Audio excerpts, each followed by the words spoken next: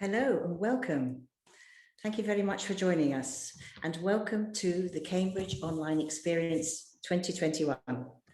I'm here also with my colleague Gabriele, who's behind the scenes at the moment, and we're joined for this session by Miranda Hamilton.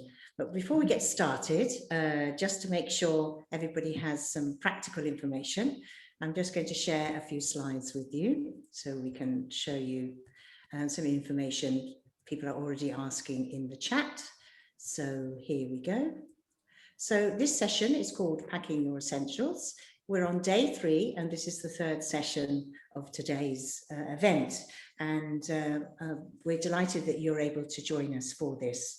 Now, just to tell you that about the attendance certificates, of course, people are asking questions about that in the chat already. So we will be sending you these via an email in a few days after the event. So just give us a little bit of time to make sure that they're sent to you. If after next week you haven't seen them, please check your spam box. And of course, if you have any ongoing issues, you can contact the team through this email address that you can see here. And I think we'll also be putting that in the chat to make sure that you can get hold of it. Now, for those of you who are interested in having a certificate from the Sophia platform, you do need to make sure that you have registered using the ID code for this event. And also you need to make sure that you download the worksheet, and it's compulsory to do the activities on this worksheet for you to be able to get your certificate. And also remember that you need to attend at least 4 sessions to be able to qualify for the Sophia certificate. And again, just to give you an idea of timing, you'll see that that will be available in about 15 working days after the event. So you need to be a little bit patient, but it will get to you. So the other question people are asking about the slides and the handouts, just to reassure you that you will be sent a YouTube playlist with all the sessions across the 4 days. So if you have missed any of the sessions, you'll be able to listen to those as well. And of course, you'll be able to get the links to the handouts, and from some of the sessions will also be included here in this email that you'll be receiving. Now, with no more to do about the admin side, it gives me great pleasure to introduce my colleague, actually, Miranda Hamilton, who is based in the UK.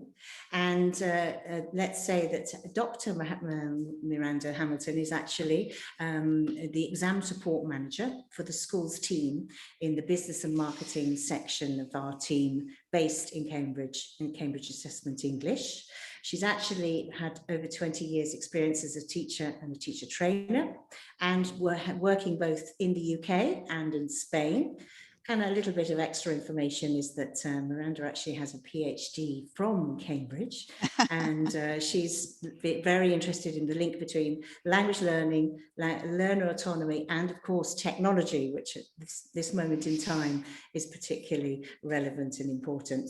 So let's see if you can share your slides, Miranda, and just check that you can. Let me see if I can get them to you. So I ought to give you all prior warning that I have had a lot of trouble with my slides today. So let me open up and see what I can do. And if not, I'll share for you. Yeah, let's try it the first time. And if we don't succeed, we can make another plan. Right, I'm trying to get it. Oh. It's always technology when you need it. It really is, just when you need it. So let me go to the screen and I'm going to try and share. Mm-hmm. Bear with me, everybody. I'll be with you in just a moment. You're keeping us waiting. Surprise. I know I am. I really am. Here we go. That's looking promising. Is it there? Yes, have you all got it? Yes. Sarah, you don't have to do anything. It's me. All right. So fingers crossed. Be there, Sarah, for just in case. Okay.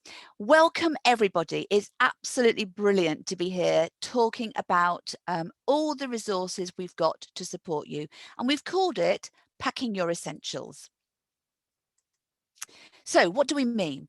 Packing your essentials are all the resources you might need to be able to support you to teach your learners wherever your classroom is. And we're going to look in today's session at all the essentials you might need for your classroom. So I'm going to take you through a guided tour of our new warmers booklet, our posters and activity booklets, our teacher's guides to assessing writing, teacher's guides to dyslexia, new information for candidates booklets, and recently launched the new mock test toolkit. So let's make a start. The warmer booklet. I'm going to need you to participate. So I'm going to show you first of all, and then we're going to practice one of the activities. So the warmers booklet is available on our website. You select your level, your exam, and you choose exam classroom activity. That's where you'll find it. These warmers are suitable for primary, lower secondary, upper secondary. And each warmer has a step-by-step explanation of the procedure you need to follow. All the links you need to relevant support materials, so no searching. Stretch for those stronger learners and extra support ideas for those learners you may need to give a little bit of extra help for. And of course, ideas for social distancing in class, wherever we are in the pandemic. So we're going to try an activity.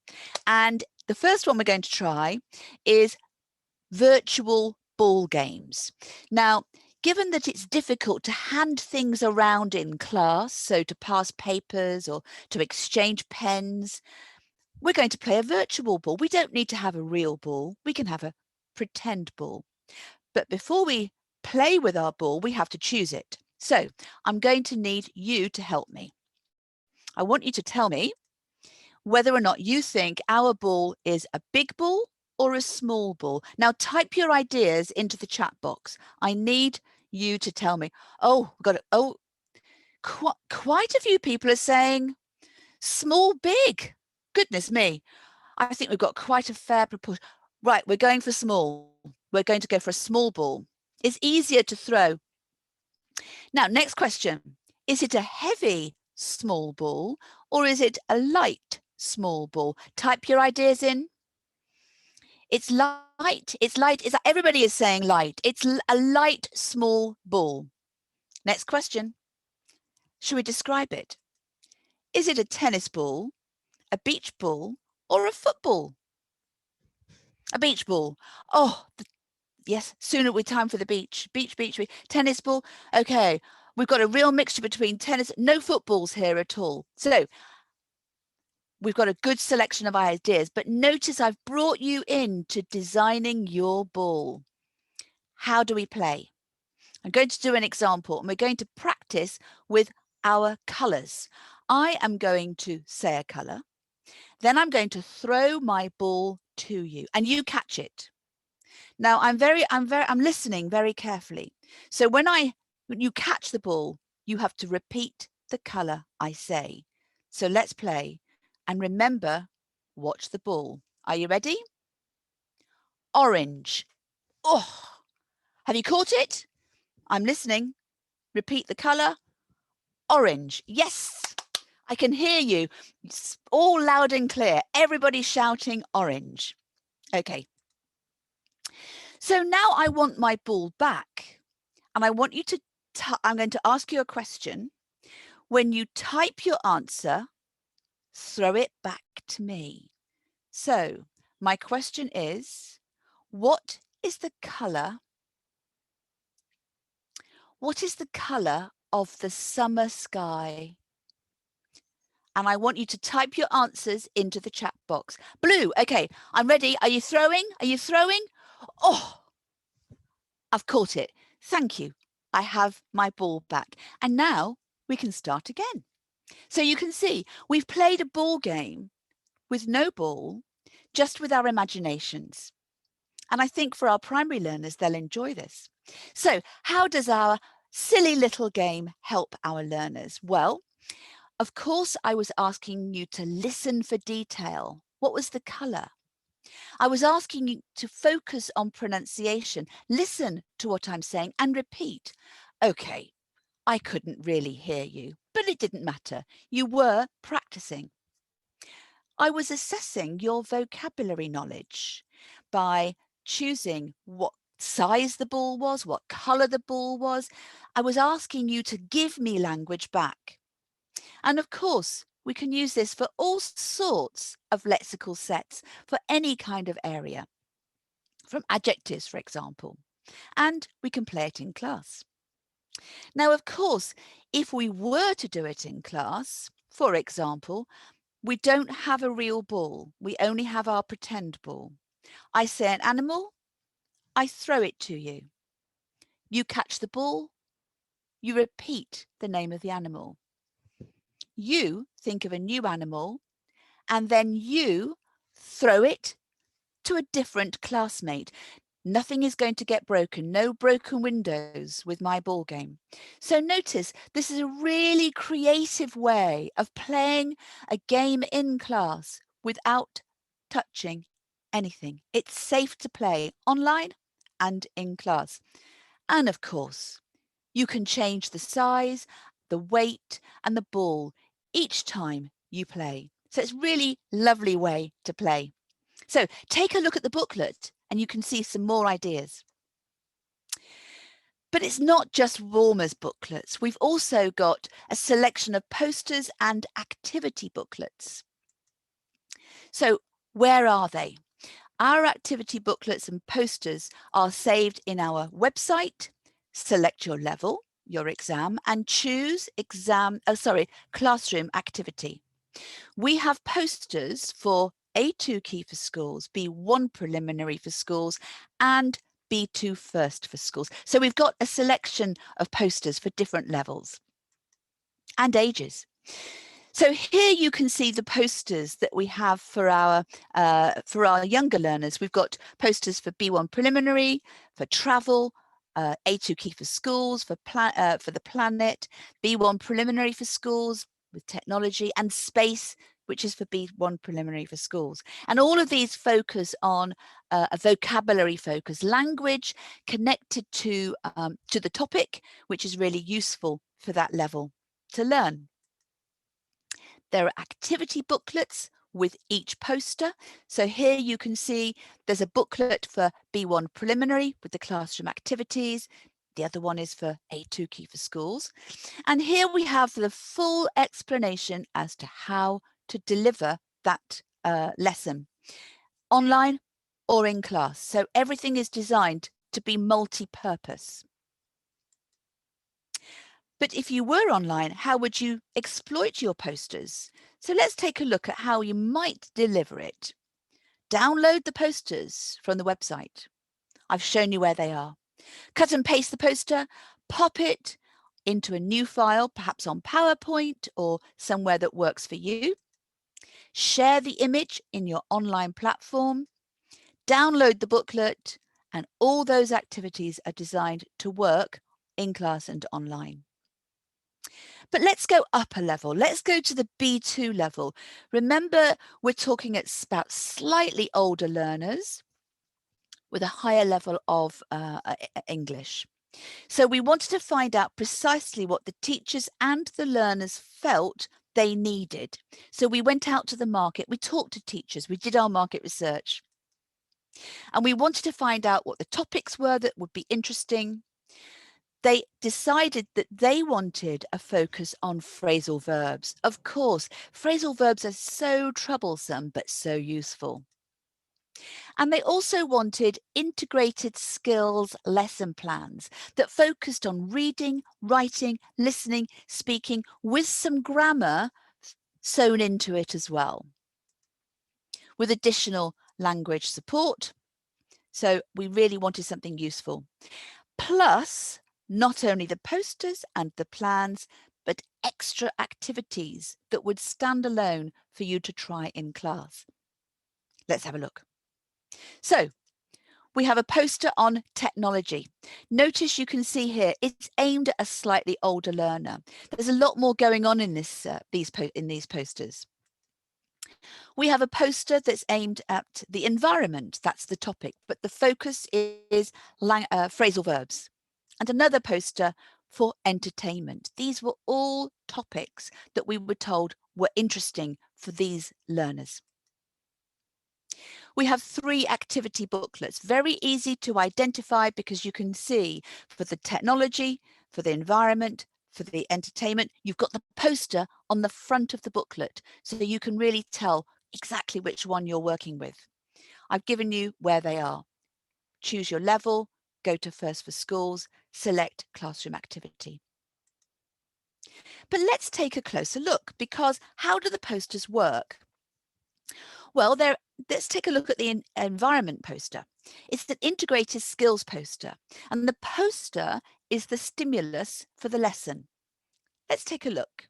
Look at this environment poster. Look at this environment quote. It's from Greta Thunberg. Oh, what a heroine she is for us all.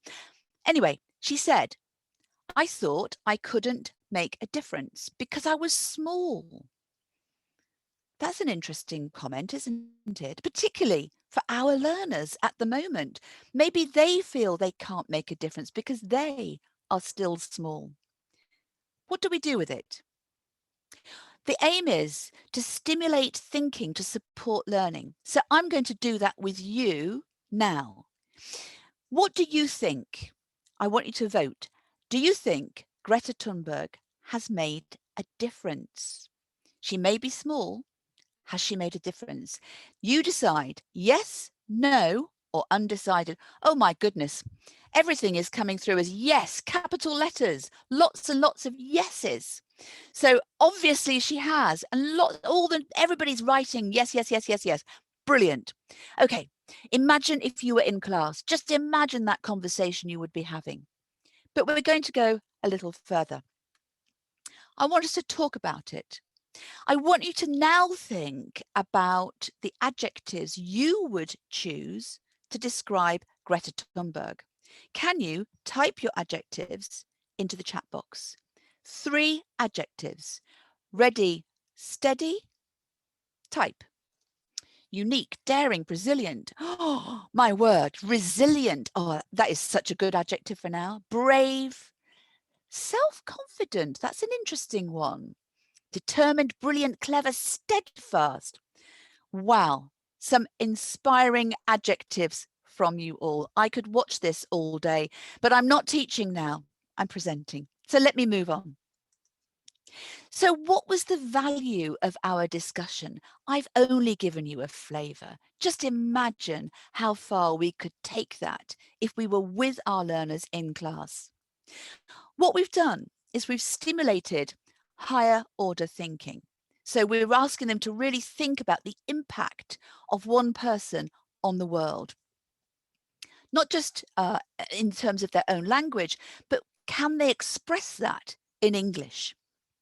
We've activated ideas around the topic. We've activated language. We've looked at vocabulary. We're raising questions. We're asking you to really think. And in fact, whether we're chatting here, whether we're chatting and speaking online, or whether we're typing into a chat box, we are communicating for fluency, and even more so in the live classroom. But more than that, we have phrasal verbs on each poster with a language summary in the support materials. And look at these great phrasal verbs. They're all quite tricky because we've got those problematic dependent prepositions. We've got to be into, to dress up, to get into, put on, to sell out, show off. All of these problematic. Where do we use these? How do we put these things together? But we give you not only the phrasal verbs, but we also give you the definitions in the booklet.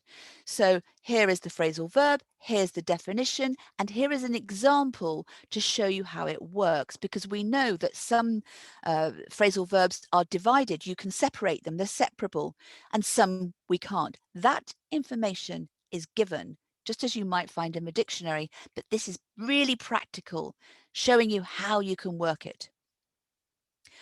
But we also provide you language support. The environment poster, the focus is on conditional forms, and the booklet provides you with a summary of those conditional forms, starting with 0, going to first, second, and third. So it gives you the meaning, the form, plus example sentences relative to the topic so that it's really well matched together. So something to help you at every level. But more than that, we always try to give you a little bit extra. We've also got additional activities with each poster. They're standalone activities to support thinking and learning.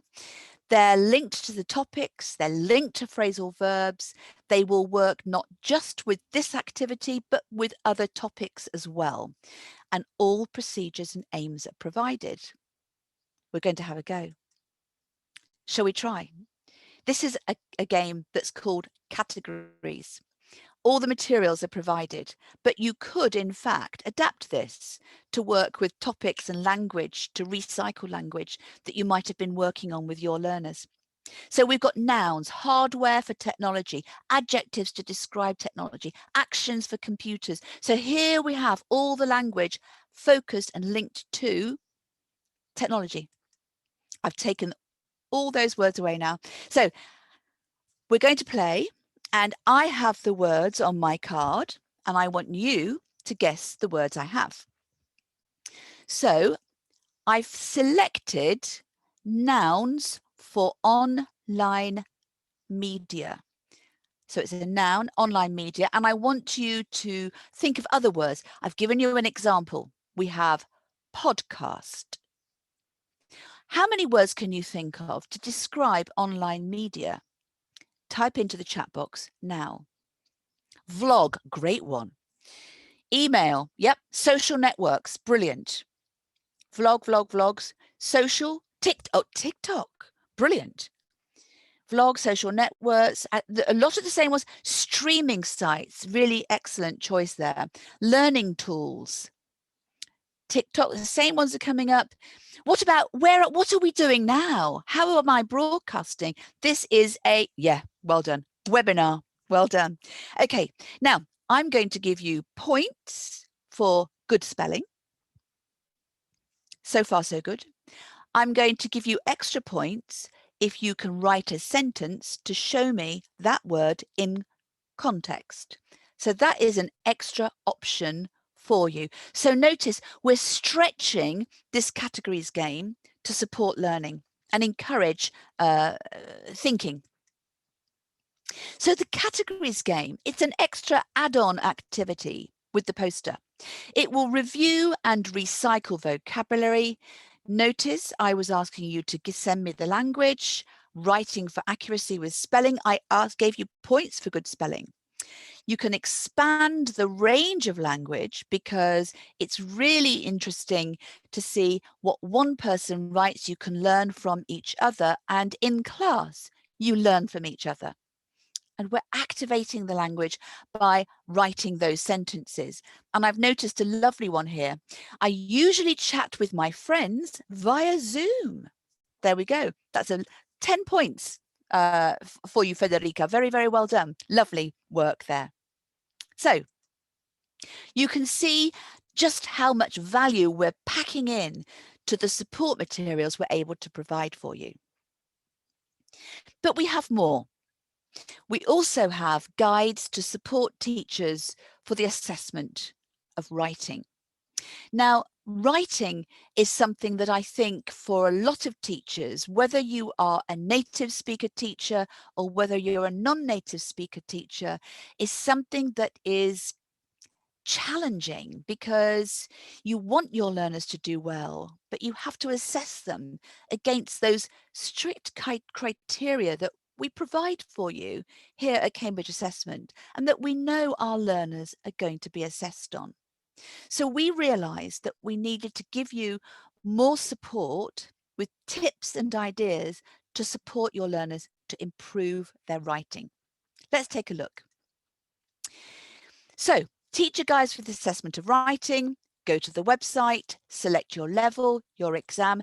You choose teacher guides and select writing, and the guide will come up there.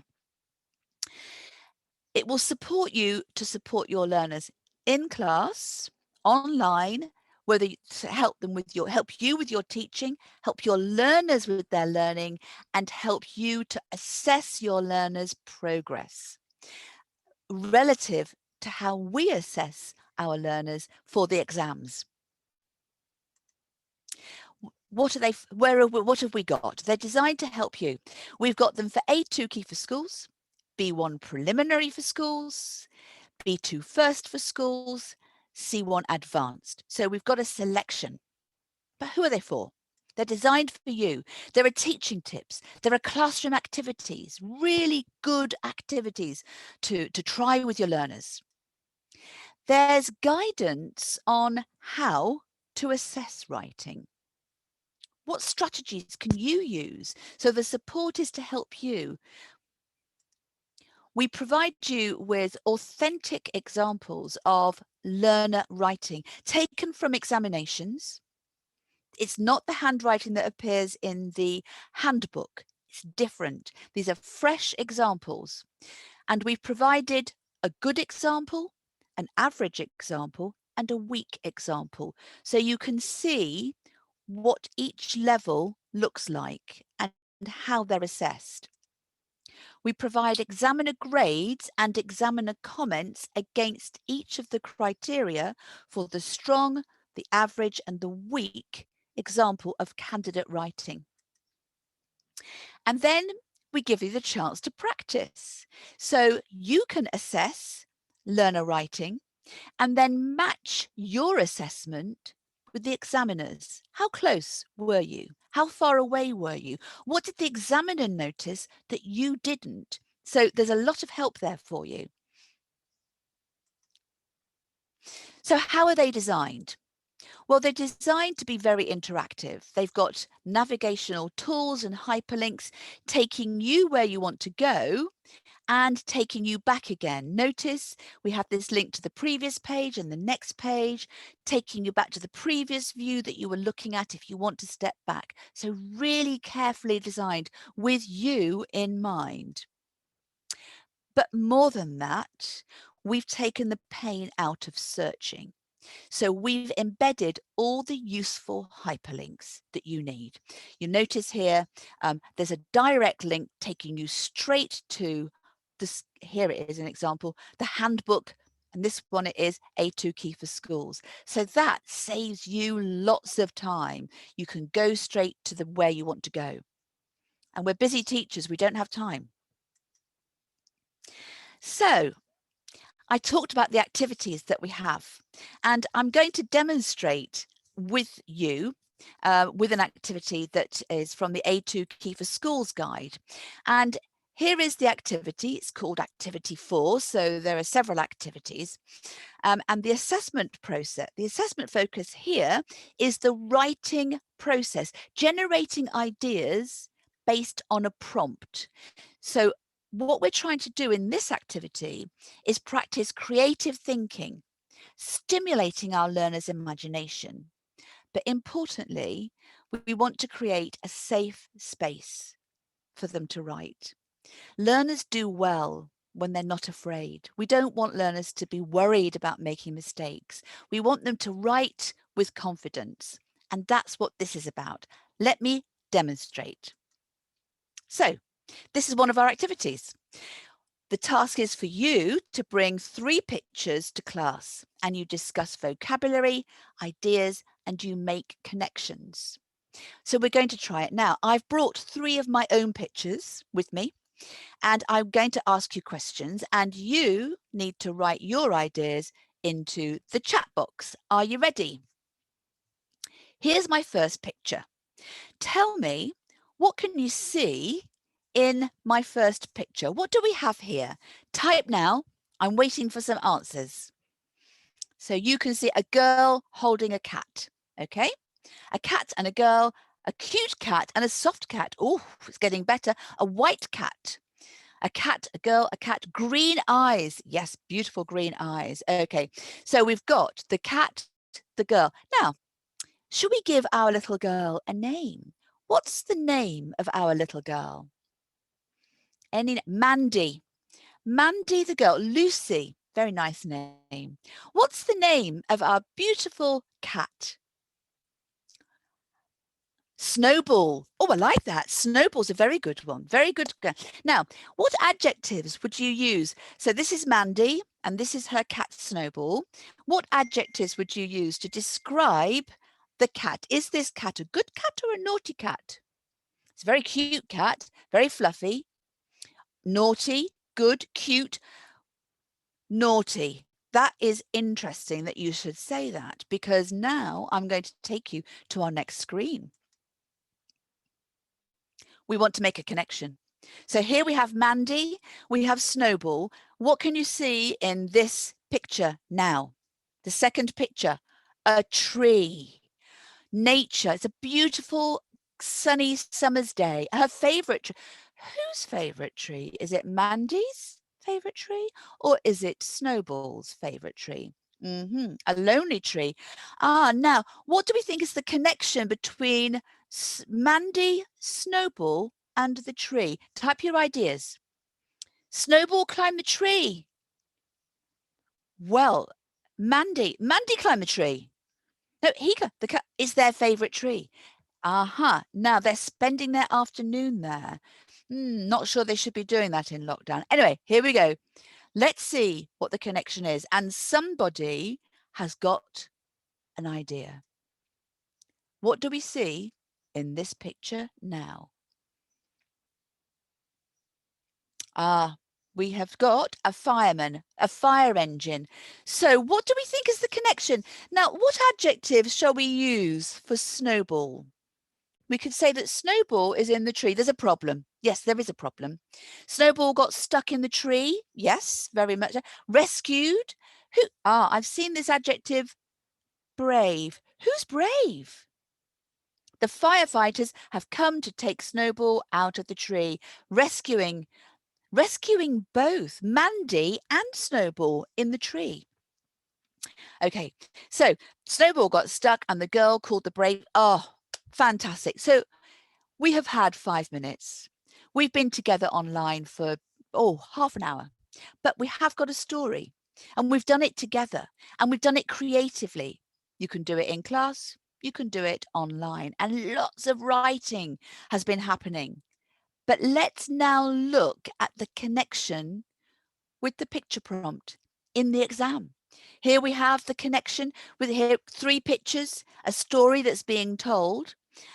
But what we've done is we've encouraged learners to practice creative thinking, using their imagination, and it's playful, but using important language. But they're not worried about mistakes. They're more worried about Snowball, the fireman, the tree, and Mandy. So, what was the learning value of this picture prompt writing activity? Well, we practiced speaking for fluency. We've activated lots of different ideas and we could have activated more. I could have put you into groups to come up with a lovely story together. But really importantly, we've created a safe space for our learners to write in response to picture prompts. Practice like this means that when they go to the exam, they know what to do. They've done it in class. They've done it with you. Okay. Now, I've talked about our teacher guides for writing.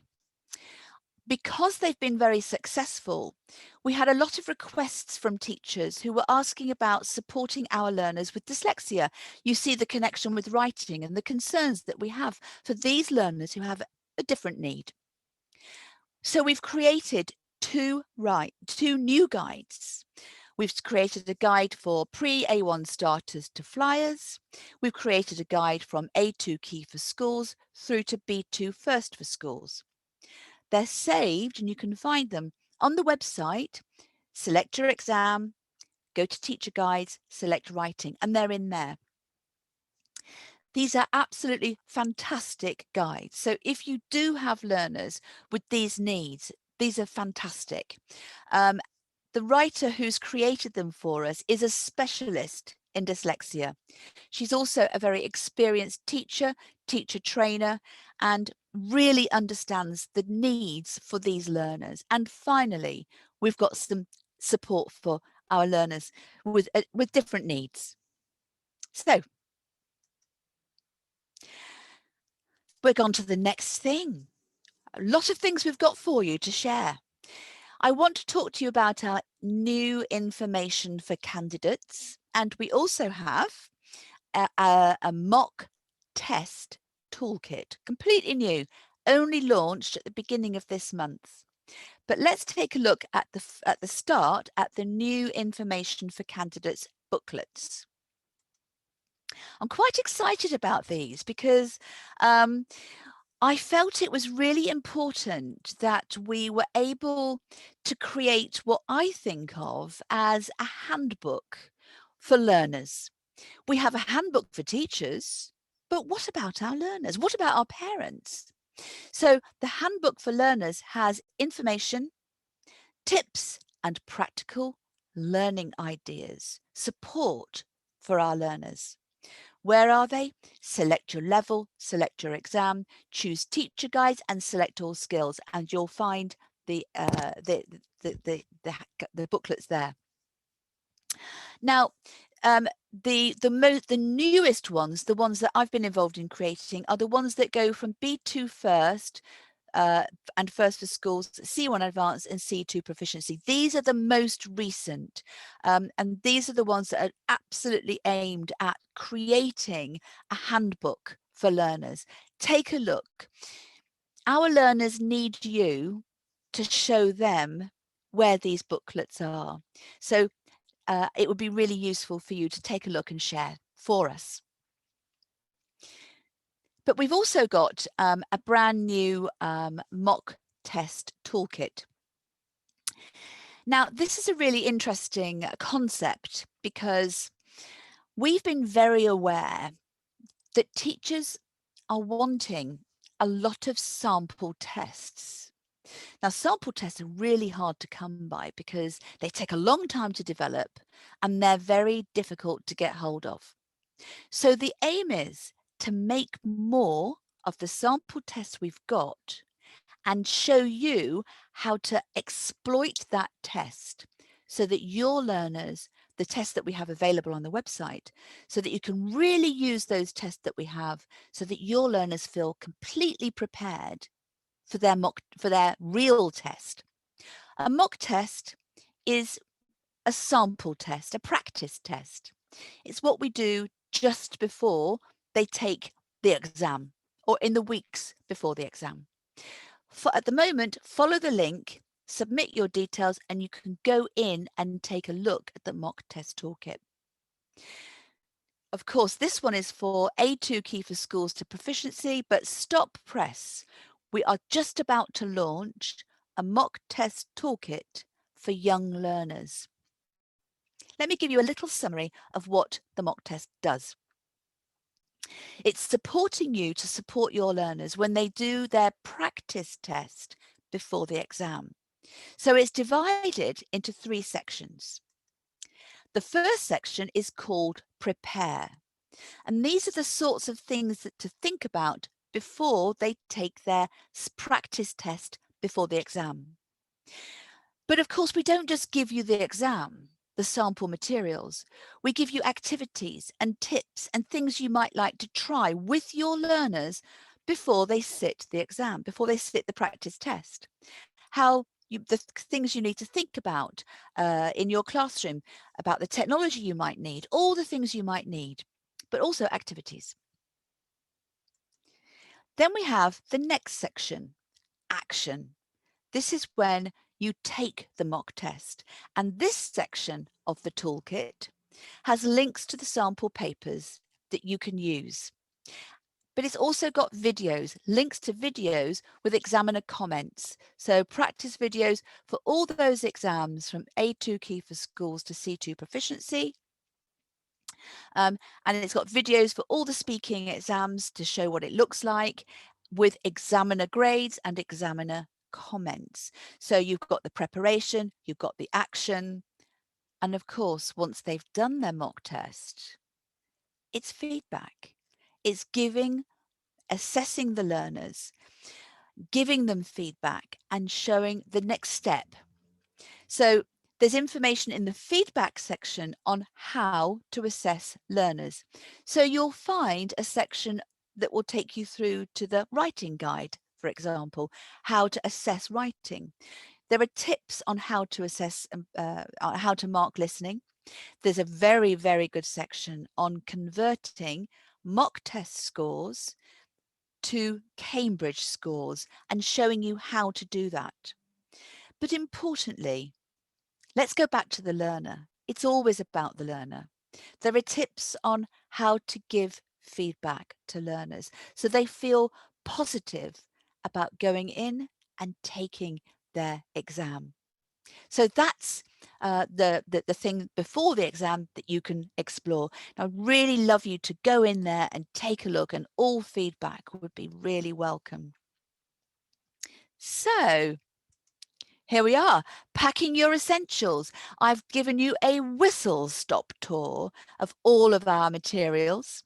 But the aim is, here at Cambridge English, is to support every teacher and every learner, wherever their classroom is, so that they can go into their exam feeling confident and well prepared. So I hope that's helpful for you. There's some great Thank you. feedback in the chat, Miranda, Oh, and is there? some wonderful resources that you've shared today. We've tried to put as many links as possible into the chat, Yes. including the practice test score converter that you just mentioned. Lovely, really useful, because really interesting about the practice test score converter, because that is a very helpful tool, because you can assess whether your learner is ready for the exam. So that if they're not quite ready, let them wait a bit. And also, it's just important to say that that practice test converter only works with the official Cambridge University Press materials and our materials. Yes, and we've put links into our sample papers, but if teachers were to want additional papers, then we've put a link into CUP, and then shows you where you can go to buy sample tests. So that will be really helpful for you. And I think sometimes it's easy to forget that CUP, our partner, have lots of support materials for us as well. Yes, no, it's a great way of combining the two things. Yes, it is. To support the students. Yes. Now, I don't know if you can see in the Q&A, Miranda, there are a couple of questions in there. Yeah, I'm going to go in. Let me take a look. So there is a question about the resources from Cambridge .org. I think you need to look at the Cambridge University Press website, and you'll find information about resources that you can also purchase. And yes. So again, there's that crossover between the two. Yes. I'm going to end my slideshow, Sarah, because I can't see anything at the minute. Right. All I can see. And we can have a look at the Q&A. That's lovely. There's a nice question here. Perhaps I can read it to you. There's a problem about having enough time to do Cambridge exam preparation during class time and having to focus on lots of things. I wonder if you have any tips about that. Do you know, I think it's really helpful. Don't be too ambitious. Be realistic. Do what you can do. And you know, your learners will thank you for it. It's better to do a little well than a lot not very well. So take what you can. We've provided you with the resources. So if you take one idea and try something else the next lesson. So we appreciate that you've got a very, very busy schedule. We completely understand that. But do little often, but do it well. And we've got all the resources there to help you. Okay, and just to reassure people that they're going to be receiving a recording of Miranda next week, so you'll be able to re-watch it and see the resources again, and then there will be also links to resources provided in the follow-up email. So for those of you who are concerned that maybe you weren't able to get the links today, you will be getting that next week. I don't know if that gives you a chance to have a look at any of those questions there. Yes, thank you very much for some lovely comments there. It's really interesting to see about the pressure that learners are under, isn't it? I noticed somebody has mentioned about how much pressure they're under at the moment. And I've been talking to my niece who's about to start she's 15. She feels enormous pressure. So what we really want to do is to bring into the classroom some sunshine, some really positive, but it has to be well designed, pedagogically robust, and linked to the exam. So we've created materials that are linked to the exam that are very, very easy to use.